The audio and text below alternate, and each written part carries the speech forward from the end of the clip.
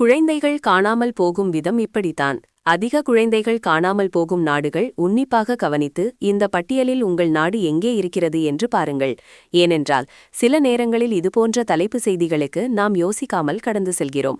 ஆனால் எண்ணிக்கையில் அதிகமாக மிகவும் காணாமல் போகும் குழந்தைகளை கொண்ட பயங்கரமான நாடுகள் இத்தாலி 21,951 குழந்தைகள் ஒவ்வொரு ஆண்டும், தென்கொரியா 25,690 முதல் காணாமல் போகும் குழந்தைகள் ஒவ்வொரு ஆண்டும், ரஷ்யா 45,000 குழந்தைகள் ஒவ்வொரு ஆண்டும், கனடா 45,288 குழந்தைகள் ஒவ்வொரு ஆண்டும், இந்தியா 96,000 காணாமல் போகும் குழந்தைகள் ஒவ்வொரு ஆண்டும், ஜெர்மனி 100,000 குழந்தைகள் ஒவ்வொரு ஆண்டும் காணாமல் போகும் குழந்தைகள், ஐக்கிய ராஜ்யம் 1 மற்றும் 12,035 குழந்தைகள் காணாமல் போகும் குழந்தைகள் ஒவ்வொரு ஆண்டும், அமெரிக்கா 460,000 குழந்தைகள் ஒவ்வொரு ஆண்டும் காணாமல் போகிறார்கள்.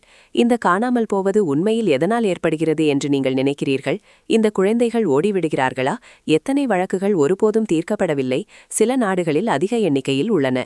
மிக முக்கியமாக, மற்ற பிரச்சனைகளைப் போலவே உலகளாவிய சீற்றத்தையும் நாம் ஏன் பார்க்கவில்லை? கவனமாக இருப்போம், பிள்ளைகளை பாதுகாப்போம், இதை மற்றவர்களோடு பகிர்ந்து கொள்வோம்.